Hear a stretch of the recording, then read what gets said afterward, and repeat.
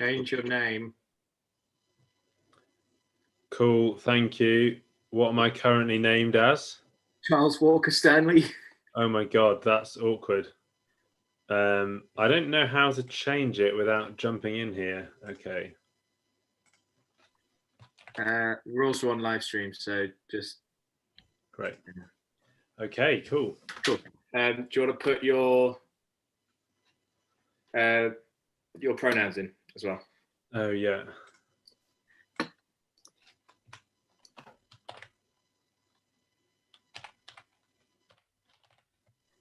you. All right, well, we'll just wait for the cast to join us then. Let me get up my Spotify. I've set up a post-show playlist, which is all like reasonably happy, bouncy music from various cultures. Well, mostly three. There we are. So we're now broadcasting live. Hi, everyone who might be watching us. Very exciting to be the first. This is our first live broadcast of a post-show discussion. So that's kind of cool. Yeah, was it difficult to set up this, Sam? Well, I mean, it was a bit of a faff because I've never done it before, but I think, yeah, it's not too hard. Can you hear the music playing now? Yeah, and we can... That's screen share. That's not what I wanted to do. I want to do sound. There's a way of... share computer sound. There we go. But I don't want to share anything else, so stop share. Can you still hear the music? I can't hear music at all, actually. What if I turn it up? I can now, yeah. That's pretty good. Cool. I'll start letting people in then, shall I? Yeah, great. Oh, I can see it on YouTube. I just saw on YouTube. I have no idea if people are looking at YouTube, but let's just start letting people in. We can general chat. All right. Yeah, cool. Let everyone in. 3 people. Arden Fitzroy was particularly interested in the No Theatre, I remember, from the chat. And are we expecting Leo, obviously, as well? Yeah, I've not been told they're not coming, so... Yeah, excellent, excellent. I'm assuming they will be joining at some... That's you on YouTube. Welcome, everyone. Thanks for joining us. Welcome to the Digital Lyceum and our first live-streamed post-show discussion. We're just waiting for the artists to join us, so we'll give them a few minutes. But if anybody would like to have a chat, and this is an opportunity really for audiences and artists to kind of connect with each other. Obviously, it's something we're really missing at the moment, and are likely to be missing for a little while longer. But yeah, I guess this is kind of like the bar. So, you know, we're all standing in the bar and we can talk to each other about the show. So yeah, cheers. Nice to see you all. Very cheap, awful red wine. Yeah, we could maybe have an informal chat. Yeah. Well, wait. Anyone have anything to say? Obviously, artists not with us yet, but I'm just constantly struck by all the innovation I'm seeing come out of small teams like this, like incorporating Twitch, incorporating things like WhatsApp, and it's just really amazing and like gives me life. Oh, cool. Well, that's really lovely to hear, because it is quite complicated integrating all of these things, and I think we're all finding all of our heads are going a little bit mad, trying to connect, and each artist, each piece of work needs something slightly different. That's really, really great to hear that's kind of paying off. That's really cool. I mean, as a performer myself, I like really kind of appreciate that. I literally saw someone last week using Kahoot in their performance. It's like this quiz app that has a central kind of thing, and then everyone kind of logged in on their phones and gave quiz answers, and according to the answer it gave, the one that scored highest in the votes like influenced the direction of the piece. And I'm like, yeah, all this, it's amazing. That's cool. That sounds like a really good app. Yeah, what was it called again? Kahoot. I think there's another one called Jackbox or something that's more well known. That's really interesting. Really interesting. Yeah, like I was like, I'm nicking that the moment I saw it. So Sam, have we got any way to reach out to Leo and the guys? I'm just sending Leo and everybody else a quick text to see if they're doing all right. I'm assuming they're all having to set up computers and things to join in, or they might do what SBC did last week and just all be on one screen potentially. I don't know. Yeah, well that would make sense. I imagine they've got a computer there somewhere. It's one of the difficulties of running a digital venue. We can't just go next door and be like, hey, how long is it going to be? Are you still in the dressing room? Do you need anything else? We are all at huge distance. So, well, actually, that's maybe an interesting thing. What is the distance? Is anybody here? Like, I'm in Macclesfield, which is in Cheshire, near Manchester. Is anybody else anywhere near me? Rotherham. Yeah. Nice. We've got a Leo. And Singapore. Singapore? That's really people from Singapore. Amazing. That's incredible. We have a Leo. Great to see you guys. And congratulations. Thank you very much. Can you hear us all right? We can, yeah, we can. You're a little bit quiet, but I'm sure. I will turn down the music and see if that makes it easier. It may also help if we turn up the microphone because we're not as loud as Sienna's. That's a lot louder. That worked. That works. That really works. People who are loud, but Sienna unfortunately can't join us tonight, but with me is Erica Gumpson and Hannah Gardner. Erica is our music director, those of you who didn't see us. And Hannah, you all saw during the show. And you probably guessed that the wooden box makes noises. Thank you very much. Cool. Well, I mean, thank you guys so much for being part of Naive Theatre Presents Digital Lyceum. We have absolutely loved having you. And it's something, watching the last 3 nights, it's really kind of brought home to me just how,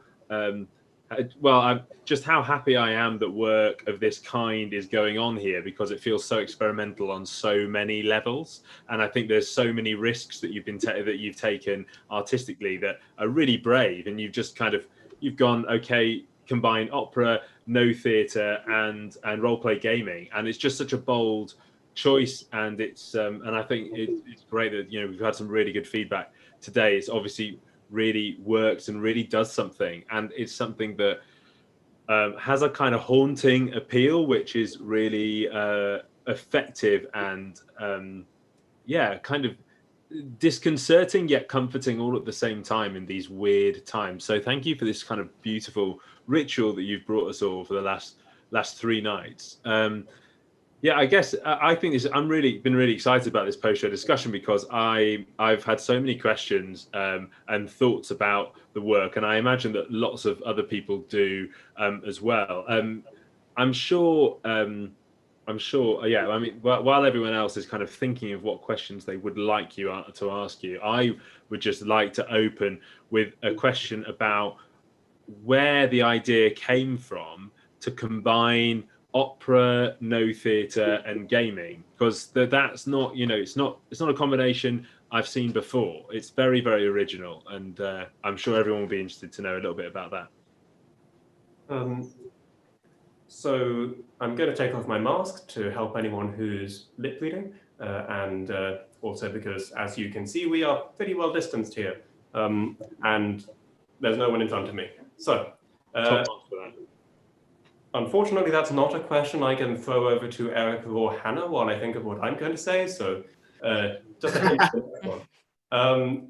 But in terms of each component, so opera is the thing I mainly do in life, whether that is canon opera, Mozart, Kurt Weill, that sort of thing, or whether it is new opera. I do quite a bit of that. Sometimes it's my own libretti I'm working with, sometimes it's other people's work. And Erica is also a huge opera person. She is a better opera person than me, to be entirely frank, which is part of the reason why I was very lucky to have her join when I asked her.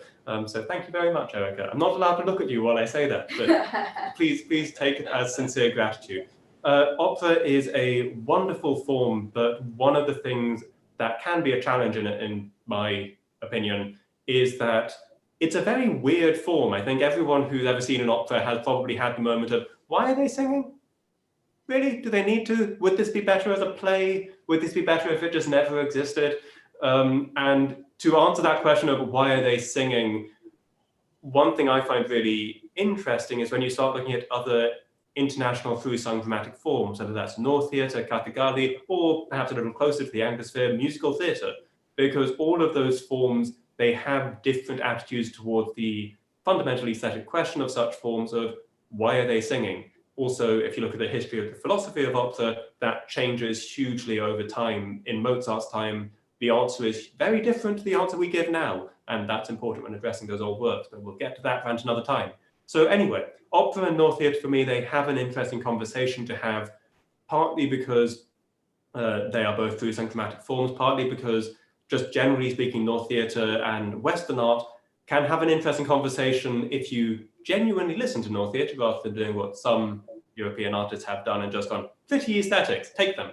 And instead go, well, for example, in North Theatre, the idea of a dramatic plot is potentially less important. It is telling a story and the someone happens, not something happens. And if you were to just do the synopsis of the North play, it would probably take about 5 minutes. And as a result, the idea of you can have slightly ritualistic work, which is more reflective, going into detail on one thing, is exciting to me, as is the physicalization of thought, the way that different elements work. Just something that's relevant to this is the idea that in North Theatre, you can have the soloist and the chorus, and they are singing in different keys, and that's apparently fine, which took me a while to get used to, but it's lovely. So that's that chunk. The chunk with tabletop role-playing games is a little shorter, which is as there was a company called Adventurers Wanted, who have since evolved into various other things, Roll-Flip Stream and Roll Together, and particularly their artistic director, Chloe Mashter, did some wonderful work with how can you use tabletop role-playing games as an improvisatory tool to tell beautiful stories. For those of you who don't know what tabletop role-playing games are, if you've heard of Dungeons and Dragons, where a bunch of people roll dice and they tell stories about heroic characters hitting dragons and going into dungeons and taking treasure, there are lots of games like that. Some of them are designed to tell stories that aren't just about going somewhere, killing the native and taking their stuff. Particularly games by Avery Alder, such as A Quiet Year or Belonging Outside Belongings, would recommend both of them, and Ben Robbins' Microscope for major influences. Because if you set up the rules of a game correctly, you can tell a story about a community, and that's just so exciting because opera, ultimately, it's about the relationship between people told through sound. Great. That's great. A great line. That I really like that. That's a definition that I'm going to be using in the future. That's really nice. An opera, yeah. A relationship. Yeah. Go on, Leo. Could you just say those RPGs again, and I'll just put them in the chat so everyone can can see them and look them up at another time. Yes. So Avery Alder, Belonging Outside Belonging, and A Quiet Year. Belonging Outside Longing. Belonging Outside Belonging. Great. Then next one, Ben Robbins' Microscope. And then the final thing which I'm going to recommend is Chloe Mashter, who you can find on Roll-Flip Stream, because all of her games are wonderful and she does excellent things with community. She also just released a game called Time Heist, which is not about community, it's about a time heist. It's just a lot of fun. We've been playing it at the show and should plug it. Robin Gurney, you are correct, like D&D, but better. I saw a tweet earlier today which compared explaining not D&D to people as trying to explain to someone who's only seen the Fast and Furious movies that there are other films and they don't involve Vin Diesel. That's great. That's really good. Some really nice suggestions there. I'm sure people will really appreciate that. So one of the things I was also wondering about was one of the details that I do just happen to know about North Theatre is that it's but much more ritualistic than the most Western theatre, and where perhaps we might think about a traditional tragedy as maybe someone having a fatal flaw, the audience watching it, and then kind of having, I think Aristotle's idea was that they would have their, negative instincts perhaps towards, committing incest or whatever kind of heinous crime they might do, purged by watching it. And so, the audience sitting down, watching someone give in to their basest instincts was a kind of, it was to get rid of that kind of, those negative instincts from the audience, a kind of coercive tragedy, as it were. But that when those ideas reached Japan in Noh theatre, that became something much more spiritual, and it was much more about cleansing rather than bad morals. It was about cleansing bad spirits from the audience and the performers, and that collectively there would be a kind of exorcism.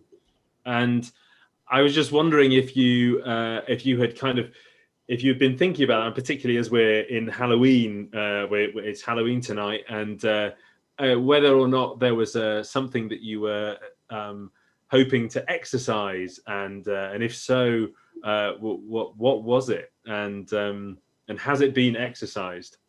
I mean, with Noh theatre, obviously there are issues around appropriation, which I like to flag before I answer any question about it, because if you really want to talk to someone who understands Noh theatre, find someone who started when they were about 5 years old and graduated when they were about 30.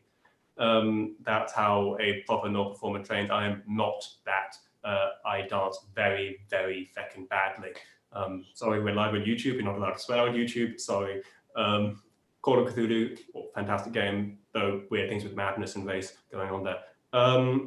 But I think, with Noh theatre's relationship to Aristotle, I admit that's something where I always have a slight hackle on the back of my neck, because it that sounds to some extent that people say, Japanese people had a thing, it must be European, because we like it.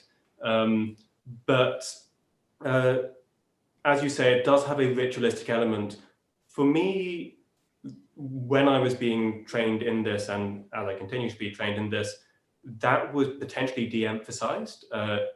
However, I very much still the sense of you are going to a place to share a moment of reflection. I think that is something which everyone would more or less agree on. And with this, for me, the thing I wanted to make was a ritual of community, because we have digital technology now. If you're going to a live show, it needs to be worth being there, because it's unique to that group of people in that time, which is why you have audience suggestions, because that then means this group of people made a unique show tonight. We will never meet again, probably, as this group of people, and that's lovely. But I would like questions for these two lovely people behind me, so I'm going to throw over to them. What were you exercising?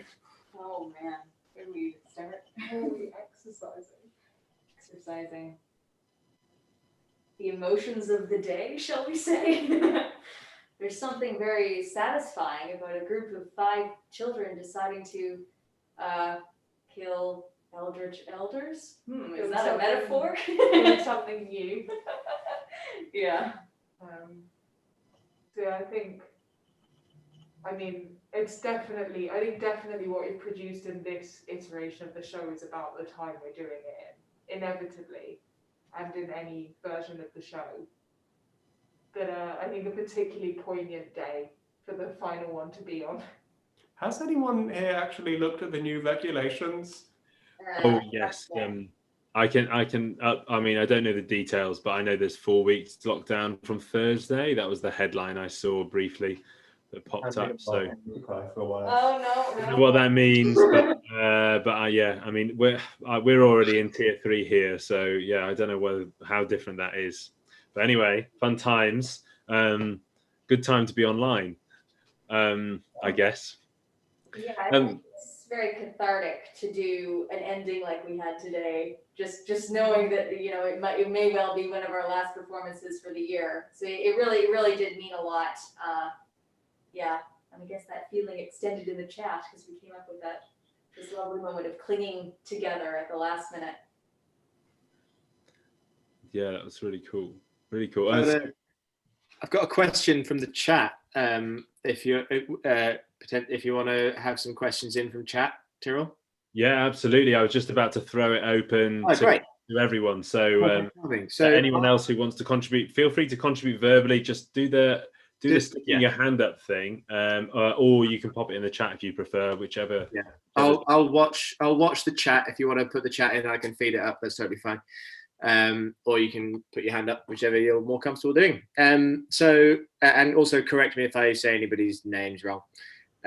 So Arden Fitzroy says, I'd love to know how the improvisational elements felt for you, how much of it you knew would happen going in, etc., and how that felt. So we didn't really know any of what was going to happen. I'm going to take my mask off as well because it'll be clearer. We didn't really know any of what was going to happen going in, certainly not with the narrative. We had a few bits that Leo had pre-scripted, and we decided on our themes in advance. Some basic ideas that could arise and what kind of things we could do musically around them. And we planned for the scripted bits where that fit in each day with our themes. But beyond that, it was really just responding to the audience suggestions and me responding as well to what CN was singing. Really not a huge amount of planning, which for me is quite scary. I'm a very proper classical musician, but it's good. Yeah, it's sort of building a structure that you can play with using the world building, the ideals and issues. So we kind of created a structure of 4 quadrants, 2 ideals, 2 issues. And then each of those quadrants had some musical elements that we could play with. And maybe CN and Hannah would agree that this section might be this element. Sometimes they might disagree, and that could also make it interesting. And then we also discussed ideas of, like, no matter what happens, what does it sound like when the community is cohesive? What does it sound like when they're disagreeing? Is there going to be a growing sense of agitation as the night goes on? We don't know until the story happens, as it were. So it's just interesting to sort of create such a loose structure that it's like a playground then, instead of just like a list of things that you have to tick off, if you know what I mean.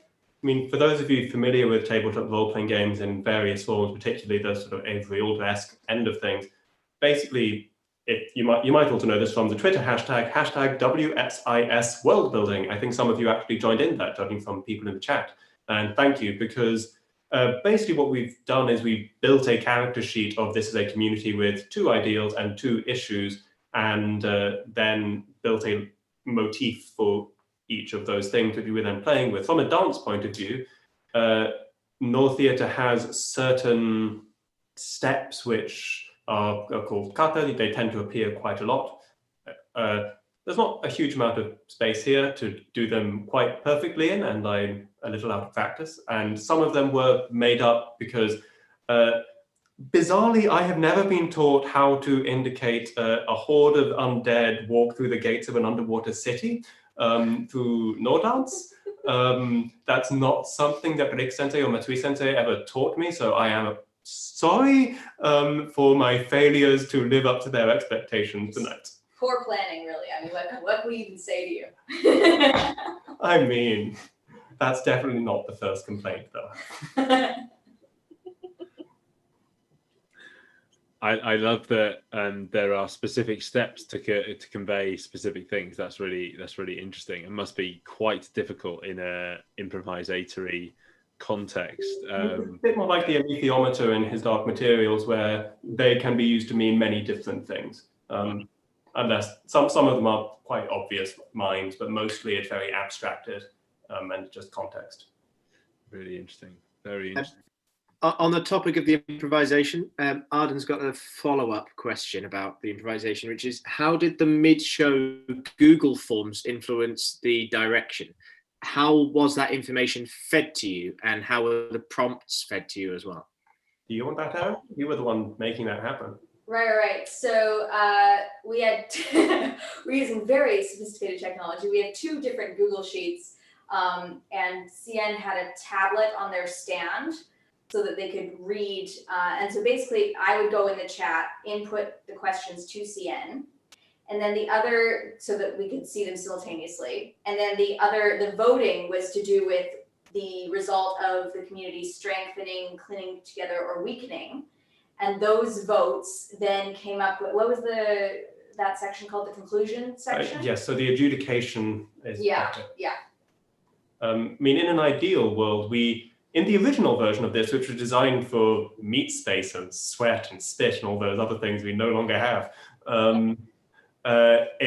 the idea is that there are 3 audience members doing the adjudication, and it's just those 3, and then they roll dice to decide what outcome they want. And if you rolled 2d6, 2 6-sided dice, and get a 12, that's probably going to happen unless the other 2 people have rolled very high elsewhere.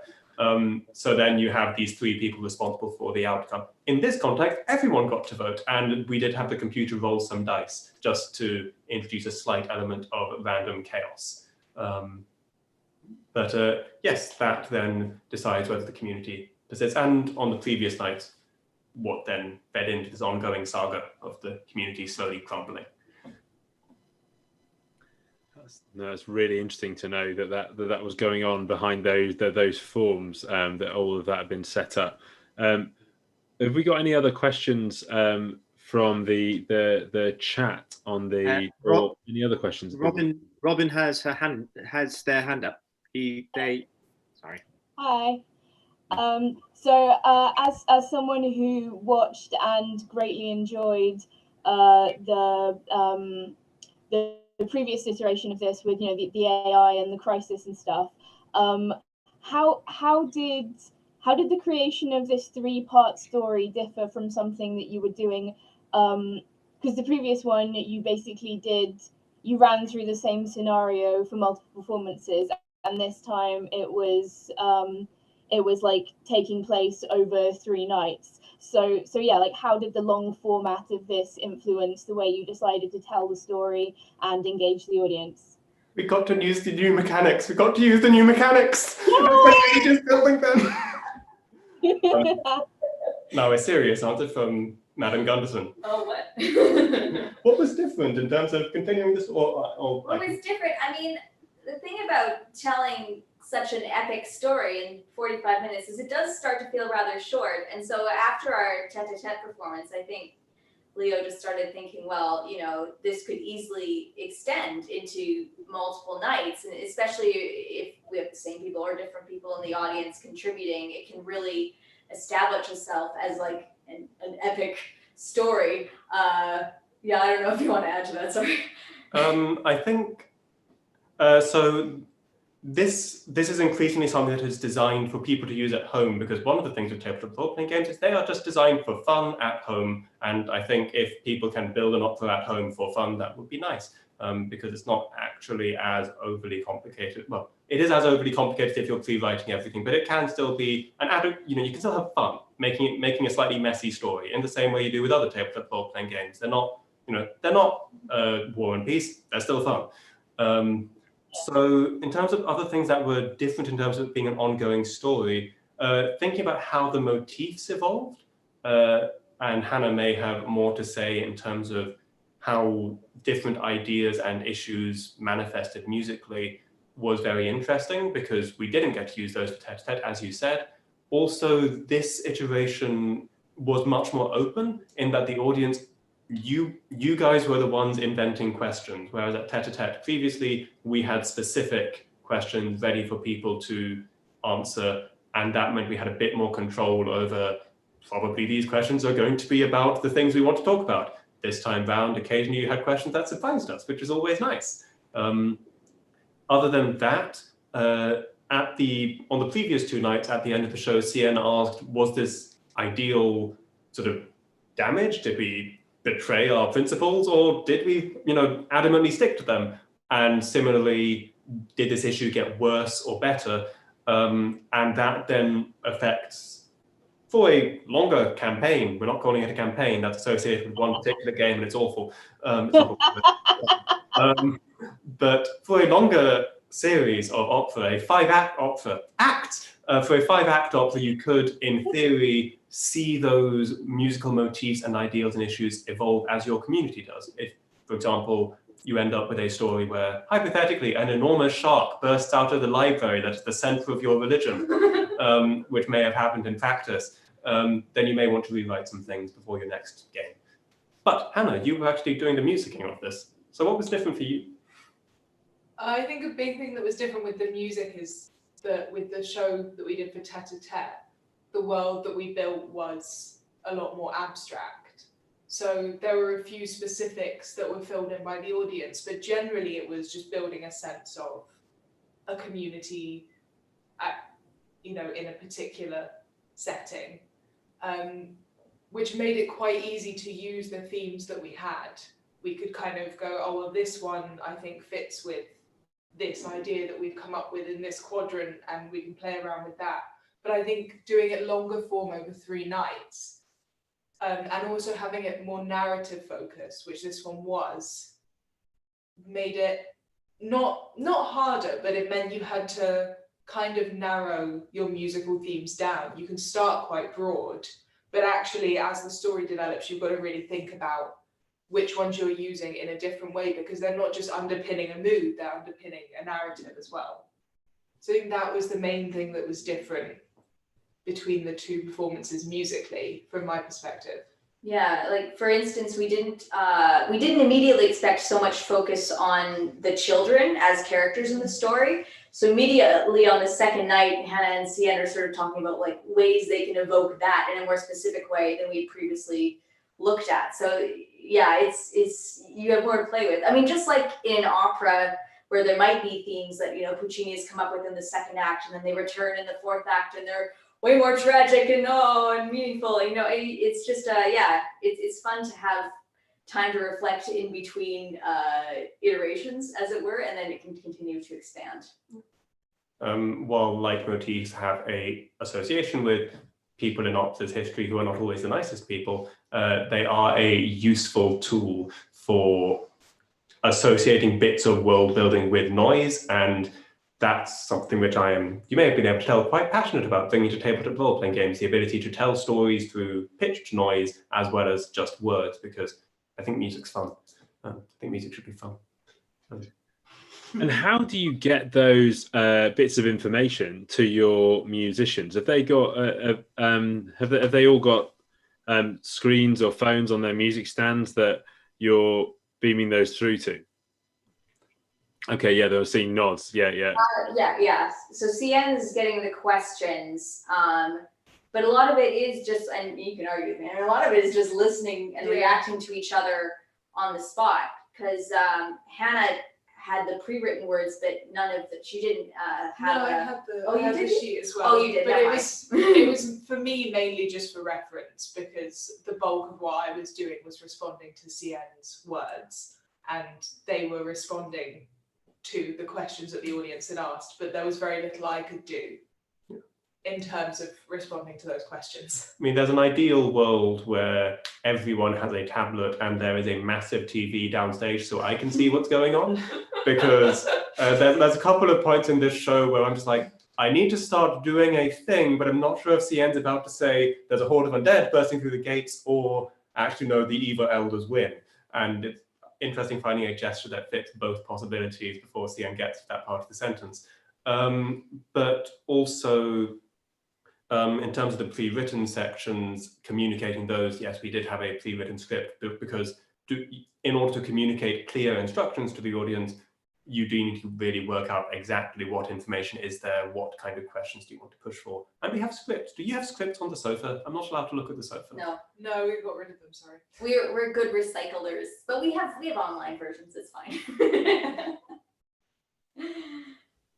I guess having a big screen with the audience's kind of suggestions in front of you would be a really interesting variation on the normal, well, what a lot of theatres have when there's an orchestra and there's a screen, a video feed with the conductor on it so that everyone keeps time. But it'd be kind of cool to replace that with the audience, which is, I guess, what you're kind of doing, is replacing that control.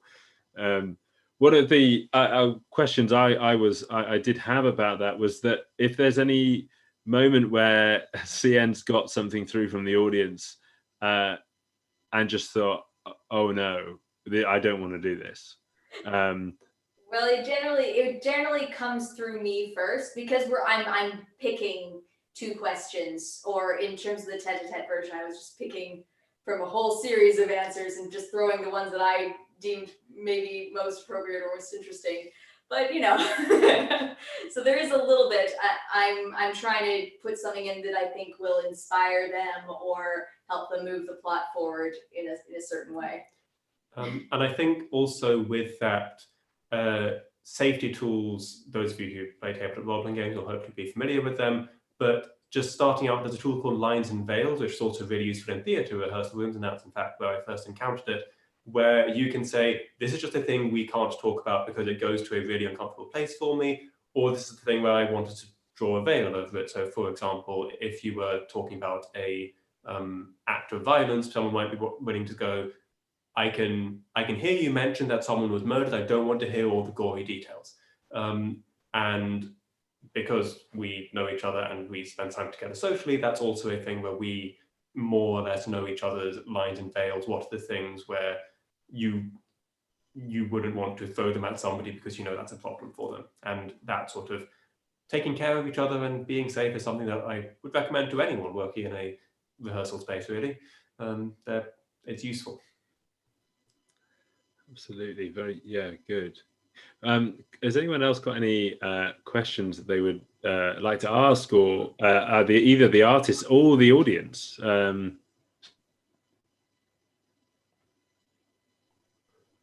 In which case, I've got another one, which is how was it adapting it from a theatre space to a living room? And that question is both for you, the artists, but also for the audience. What is it like watching an opera from a living room? Because I think it's kind of interesting that we're in this world now where we're making opera from a living room and sending it around the world. I mean, it's just so different, and it's kind of cool. So it'd be interesting to get both your perspectives. What is this living room he's What are talking you about? talking about? This is the most expensive theatre space we can find.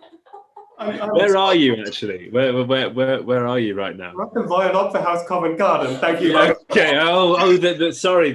Yeah, of course. The dressing room from Royal Opera House. It's the recently reopened Linbury. They've as it's been dark, we managed to get a good deal. Yeah. Okay. Yeah, it's a bit mean of them to stick you in the dressing room, isn't it? I can't believe it. Antonio Papano's, private room. We may have smashed a window, but Naive Theatre has. We put a post-it saying you guys did it, so it's fine. Right. Okay. Yeah. But in terms of taking your question seriously, hypothetically, if we were to adapt this to a living room space, weirdly little changed, I think. Obviously, yes, spacing is a little harder without a theatre's resources in terms of lighting and projection. We had to do those things ourselves where they were essential. But again, also just really nice to pare things back. One of my big things is if we can do a show with just some humans, a stick, and maybe some clothes, then we should, because minimalism is lovely. And it then forces you to work out what is actually essential to telling the story. Today, I took off the scarf I've been wearing for the previous iterations of the show, and it felt like a big moment in a way that it wouldn't have felt like a big moment in a show with 1,000 costume changes.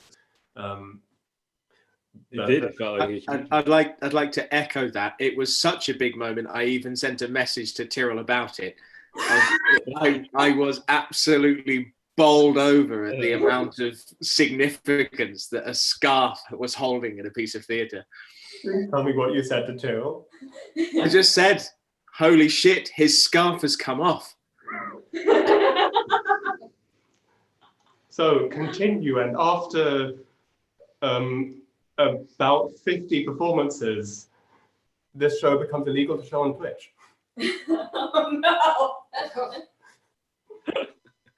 That would be quite something. I mean, there was something really interesting that that you kind of mentioned that, because there was something interestingly voyeuristic about feeling like you're watching something that's so ritualistic and so kind of serious and so passionate in a domestic setting. It was really interesting. I don't know if anybody else found that that kind of slight sense of voyeurism. Perhaps it was just the format but there was something really interesting about that. I think it was interesting in terms of everything ended up resting on the performance rather than the space. Because some of you are watching from your bedroom, some of you are watching from ambiguously defined places, some of you don't have your webcams on, which is entirely appropriate, and feel free to continue maintaining your privacy. But because we didn't have control over that space, it did mean that we really had to make sure that we were holding focus, and that weight fell on us rather than just being able to go, you're stuck in here now, and thanks to COVID regulations, you're not allowed to leave. No, really. Those aren't the regulations in theatres. I should be really clear about that. You are allowed to leave, but it may be difficult to get back in. We had a good comment from Arden here saying, I think it's fantastic opera needs to move out of traditional spaces. I don't know if anyone else has any thoughts about that kind of transition they would like to share, but I think that is really cool. Obviously, that is working. My boss will kill me if I don't mention that there's loads of fringe opera that is in non-traditional spaces like council houses and public squares and so on. It's just that it gets less media attention than the big six houses, which also do some of that stuff, but not so much. But sorry, I work for the New Opera Festival. Absolutely, that's a good point. And yeah, I know people do things in bars and all sorts of things. And so another comment from Robin Gurney here. One issue is that live broadcast improv makes it harder to have subtitles. Otherwise, I think it's an amazing format, and you can hopefully add subtitles to the archived versions. I guess that's one really interesting thing, isn't it? Without the possibility of something fixed, then you really are relying on the audience's ability to pick out vowel sounds from an operatic form, which is a difficult thing to do. Yeah, well, and we're very lucky to have Cien, whose diction is so impeccable that I can hear her. There are consonants bouncing off my ears from the other side of the room. But I do absolutely agree, Robin, that one of the top bits of my shopping list for funding applications for this is if we can get someone to do live surtitling. It's a difficult job, but particularly since you have singing, that does actually give you a bit more time to do it in, and hopefully we'll be able to get that sorted for future versions. One of the things which I'm incredibly quietly proud of with Virtually Opera, I'm incredibly proud of quietly with Virtually Opera is we did the first relaxed performance of an opera at the Edinburgh Fringe Festival ever, and that was really cool and was very nice to do. But hopefully we'll be able to invest more in the human resources. It's again that usual question for Virtually Opera of doing everything we want to do involves paying people properly, and that does add costs. Quickly jump on the question Robin just asked to follow up. Do you have another upcoming show? Not right now, because the legal situation of doing it is complicated, and we're still working out how we can stream with everyone at different locations. But there are tools we are looking at to try and make this thing possible, and also again raise the money. At the moment our bank balance is empty, depending how much people have donated, because we spent all of our money paying people, but we do have donations coming in from the bar, so thank you everyone who has donated. Genuinely, it is the difference between whether we have someone surtitling live for a show or not, and that's why if you are watching free online content during lockdown and you are able to even give a couple of quid, it does make a huge difference. And I imagine, Tyrone and Sam, you may have your own stories on that front. Yeah, no, absolutely. I mean, we were very clear that we didn't want to put a kind of a paying barrier on any of this work, particularly because online art is just, well, there's so much online content already. People are so saturated. We were just concerned that would just be too much of a barrier to people engaging in the first instance, and so that's why we've gone with this donations model. And so so if we'll recap this at the end, but I mean, if people have enjoyed the work and they feel like they're able to do so, there is a link. I think should be a link probably in this chat, but there's a link on the theatre page if you're streaming it there. to go to the theatre bar, which you can also just go to digitallyceum.com/bar, and you can buy us a drink to show your appreciation. And that gets split between the artist, 60% towards the artist and 40% towards us, and who are for programming and doing the social media and all of that kind of thing. And this is this is week 2 of an 8-week program of experimental digital work, where we've basically got lots of different artists who are trying things out for the first time and working in totally different ways for the first time. So it's a space for trial and experimentation, and for artists to test things out, and then to talk to audiences about how that was, and to learn, kind of get ready for what is to come, and kind of to reorientate the way we're working. So yeah, we've got lots more kind of exciting things. We open with SBC's Have Your Passport Ready, which you can still watch in the gallery. It's just got a 4-star review in the Guardian, which is kind of cool, and a good review in the 4 stars in the Stage as well, which is nice. So that's in our gallery. There's a kind of interactive game where you play from the perspective of an asylum seeker arriving in the UK, and we've obviously had such a fantastic week with Virtually Opera this week, with these amazing three nights, and next week we've got Betty Gunawan and Stamping in the Graveyard, which is a kind of a durational piece of gig theatre for you to listen to with your eyes closed. It imagines the last theatre at the end of the world with the last microphone, and what 2 people might sing into that microphone. It's really quite something, and really quite cool. So very excited about that. And then the following week we've got the first piece of our own work, which is going to be it's called COVID Lockdown Breath Machines, by a writer called Lavinia Murray, and it's a binaural radio piece. And for those of you who don't know what that means, it's basically 3-dimensional sound. Sam's got the microphone and everything, so you can actually see they're actually like rubber ears, they mimic the way your ear works. So when you use that instead of a normal microphone, it's kind of like shooting a film instead of just using a mic. It's like it's everything that you normally get from just being somewhere. So it's a really immersive experience. Coughs sound like you're coughing. Whispers in an ear sound like someone's right behind you. It's really quite something. So we're really excited about that, and that is that's going to be launched on the 7th of November. So yeah, thank you so much for all joining here and joining us at the Digital Lyceum. If there are any final questions or comments that you would like to share, now is the time. We've got 5 or 10 minutes or so if anyone wants to have any final moments. I had a couple of questions before we finish, unless anybody else wants to put anything in. The first was very swift. It's about the kind of the accessibility and the potential of surtitling. And I was wondering whether there's also quite a strong tradition, at least in theatre, of having BSL signed, or kind of finding a way of doing a kind of a sign-supported English way of presenting the work, as you already have this very physical component that most operas don't have.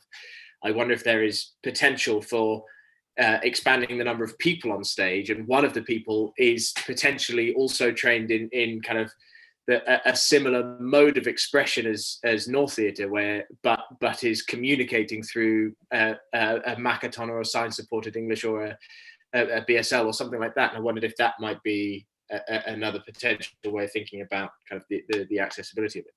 I mean, it's certainly something which I'm interested in and keep tabs on. Obviously, BSL is a highly specialized skill, and BSL interpreters are specialists who deserve to be paid as such.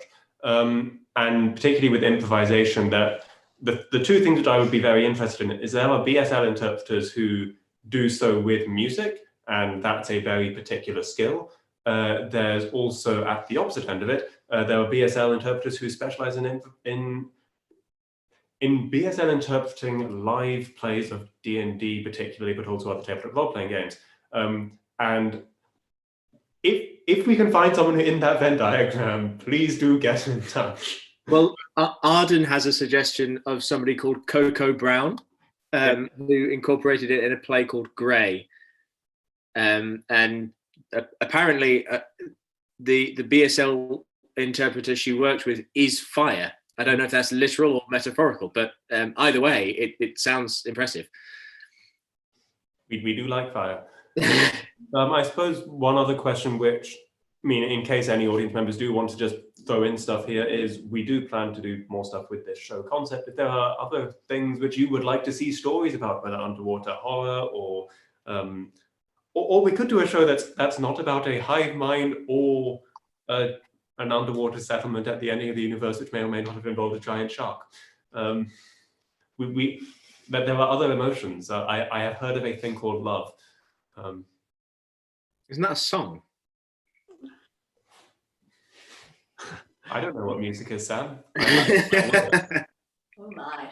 I've personally been really enjoying all the darkness. It feels very cathartic in this sort of time. You know, yeah, musical about the end of the world, more end of the world, doom, screaming. It's great. You know, it's very cathartic. I like it. I mean, I'd still support you if you decided to do, you know, cheerful things as well. But I like being able to explore the apocalypse in this sort of contained space as a brief distraction from the apocalypse that is going along right now outside that space. Well, they do say that myth is how we understand the things that we can't actually understand. You know, science is good at understanding the things that we can understand. Myth is good at understanding the things that we can't. And we can't really understand the end of the world, so we might as well keep trying.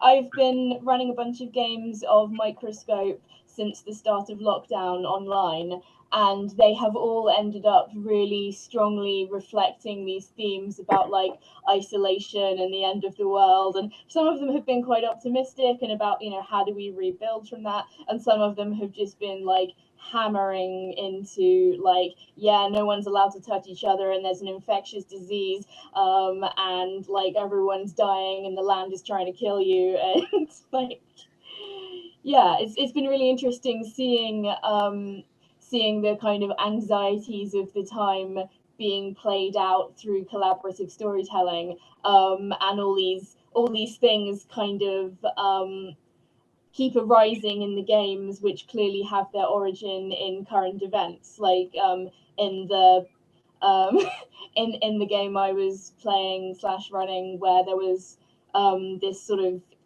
infectious telepathy disease. There was a scene where there was a protest where everyone was saying the telepathy disease is fake and chanting, and then by the end of it they were all chanting telepathically without realizing it, and they'd all caught the disease. And yeah, it's just I really like this format for exploring horrible things. I think collaborative storytelling kind of brings things out of, I don't want to say the collective unconscious because that sounds like a bit wanky, but you know, the sort of prevalent cultural anxieties via collaborative storytelling. Really interesting, really generative. I love what you're doing with it. Sorry for talking for so long. Don't apologize. It's always, particularly with something like Microscope, where there are so many stories that can tell, where the story ends, you hit the big bad guy. But with Microscope, it's always interesting how different groups and communities of people come together. Sorry, you have a tripod falling over here. I'm just going to make that noise and then it will stop. No. And Arden has suggested the improvised opera Don Giovanni Origins. I mean, it's out of copyright. I'm just terrified about what it would contain.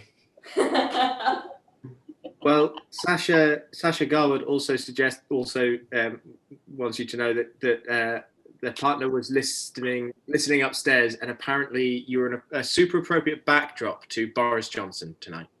So reflecting cultural anxieties nicely, apparently. That's a mixed compliment if ever I heard one. I can't decide whether I want the Virtually Opera t-shirts to say backing singers to Boris Johnson or we contain the apocalypse. Contain it. I like it. I had one more question, which it might kind of open up a big a big discussion. I don't know, we'll find out. But I had one other question, which is from a theatre tradition, rather than opera or Nor theatre or music. I'm interested in kind of the future of this work. And in theatre, there's an idea that kind of everything has to happen on stage for the first time, in a sense where we're seeing the present moment of the story rather than going, this happened before.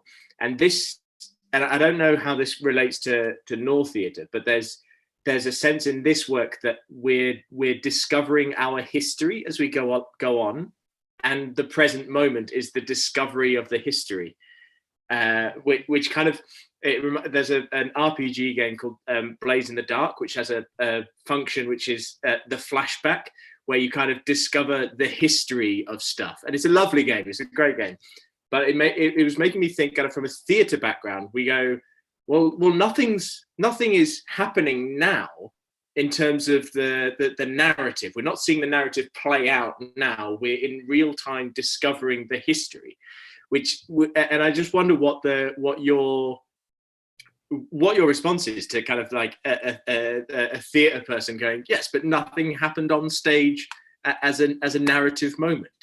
I wonder if you had any kind of reflection on that kind of collision. I mean, my first thing, it is one of the things I love about Nor theatre, is that it is so much about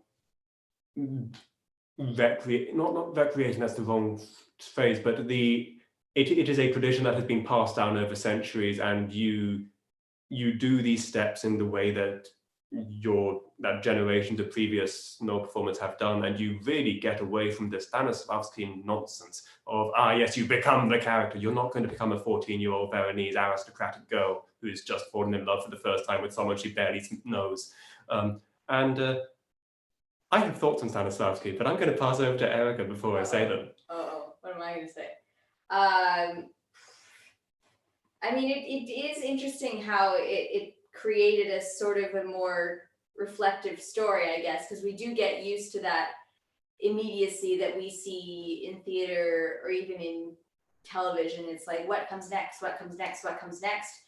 But this really considers like the context of what we're saying, how it affects the beings in the community. We're constantly reflecting on events, and it just creates, just a very different kind of story, I guess.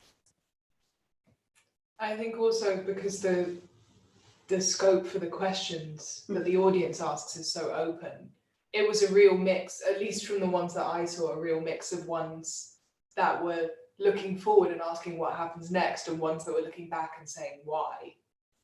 Yeah. Why are we at this point now? Which I think for me and CN then forced, and particularly for CN, forced them to really explore the whole of the world that we were making, rather than just thinking about driving the narrative. Mm-hmm.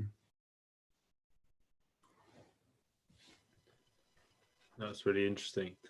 I think what I really love about the whole piece is I think this sense of catharsis that I love the way Robin talked about, the sort of a sense of a way of expiating something about this apocalyptic nature or this moment. And there's something about the stillness of the form that you've chosen, and really just meditating on that central thing of the end of the world, and really thinking about that actually for 45 minutes. And I've done that 3 nights in a row now, just gone, okay, the end of the world, what does that sound like?